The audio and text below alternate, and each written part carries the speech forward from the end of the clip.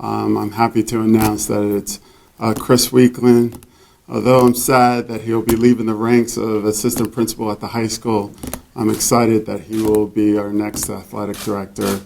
I think he has the passion and dedication needed in that position. So with that said, I'd like to introduce Chris Weakland. Thank you, CJ. Appreciate it. Thanks. Thank you. Thank you. Appreciate it. Thanks.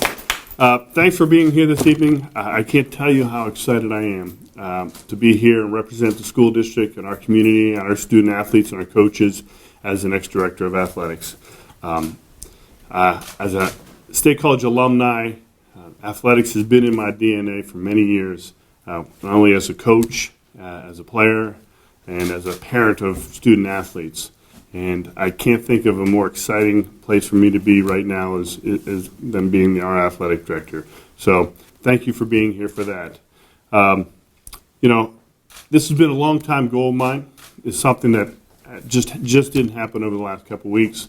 I've had my eye on this position for many years, all the way back to Tom Wallace and Ron Pavlechko, and obviously currently now Peg Pennypacker. We've had a long-standing tradition of excellence in athletics, and I hope to carry that tradition on and move it forward in the years to come. The one promise that I'll make to you, to our athletes, to our coaches, to our community is that I'm going to work very, very hard to make sure I know and do the right thing. That's the first thing, to make sure I know and do the right thing. Secondly, I want to make sure that I do it with relentless effort, and I promise everyone that as well.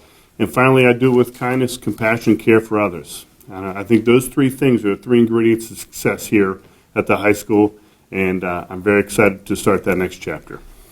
Thank you. Any questions from you guys? Hey, Chris, first of all, I'm just kind of curious if you wouldn't mind kind of providing us a timeline a little bit. When did you first hear about the job? How soon did you apply? Did you take a week to get everything together? You applied 2 hours of seeing the opening, and how long did it kind of take you to learn that you finally got the gig? We learned earlier this fall that Peg was considering retiring, and once that was official, I really started to step up my preparation. I've been preparing for the last 27 years, to be honest with you, but I started really reaching out, talking to people, getting feedback. I think that's one of the most important things I can do as a leader here is to listen, to really open up the door to others and hear what their concerns are. So I did a lot of listening, and I prepared material and guidelines for myself, direction. I have a transition plan for the first month, first 6 months, first year, for 5 years that I'd like to continue to guide me through this and work with others to adjust that whenever I needed to. But after it became official, I really sat back and just gathered people around me that I respect and trust and got their feedback and moved from there. What are maybe one or two of those transition goals that you mentioned that you're hoping to accomplish in the first 6 months? Excellent.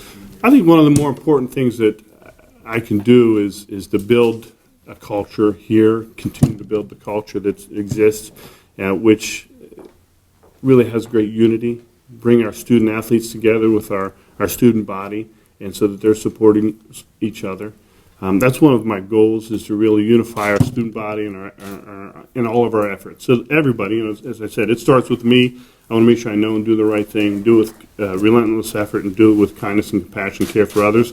But that same expectation spills over to our coaches, our student athletes, our families as well, so that we're all on the same page and we're all working together to accomplish great things and have a positive experience for our kids.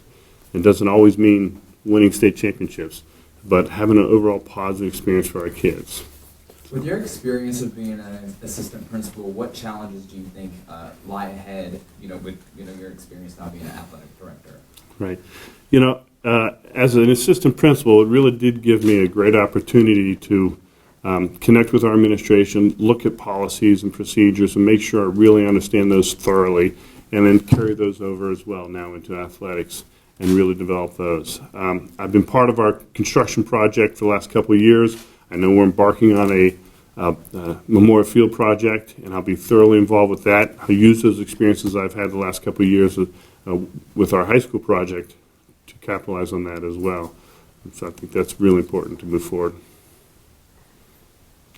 You said you've kind of wanted this for 27 years. You mentioned before your love of sports, but what is it specifically that's kind of appealed to you so much about this position? I've seen the tremendous value and power that athletics has on individual students, on a school, on a family, and a community. And I want to be part of that. I want to be part of building that and allowing students to experience that great passion that they may have for athletics and use that to build on their career goals and aspirations. I've seen firsthand, even with my own children here, my wife and my son Mark are here with us, I've seen firsthand how powerful that can be. And it's tremendous, and I really am looking forward to being a greater part of that process with a lot of other young men and women. I'm kind of a sucker for detail. I'm just curious when you say you've seen it firsthand. What are one or two things you've seen that have kind of had an impact on you, or things that you'd like to see more of in the future? Yeah, I mean, every student has their own pathway, their own travel plan, that they take to get where they end up going, and it looks different for everyone. Just like a student, their pathway to success looks differently, and even just talking personally with my own 4 children, my oldest son Josh ended up playing football at Division II level, and he experienced a unique perspective there. And my daughter went on to play Division I volleyball at Winthrop University in South Carolina, and her pathway is a little different. My son John went to Shippensburg and played football there. My son Mark is at the Citadel Military Academy in South Carolina and playing football there as well. But each of them had a different pathway to get there. And I think that whole process of never giving up, determination, grit, fight, fortitude, those are the lessons that will carry on for many years. I don't know if that's enough detail for you or not. But.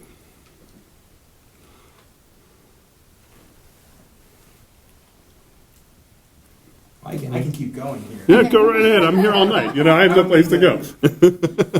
But I'm curious, when did you first kind of learn you're the front runner? I mean, I just imagine if this is a job you really wanted, it would have been harder for me to keep it inside, for a week or a month. No, I learned about a week ago.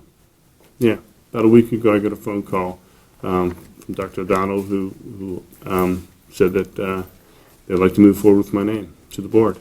And that's the first time I really got an indication. How hard was it to kind of, not tell everybody? Yeah. Well, it was kind of difficult, that's for sure.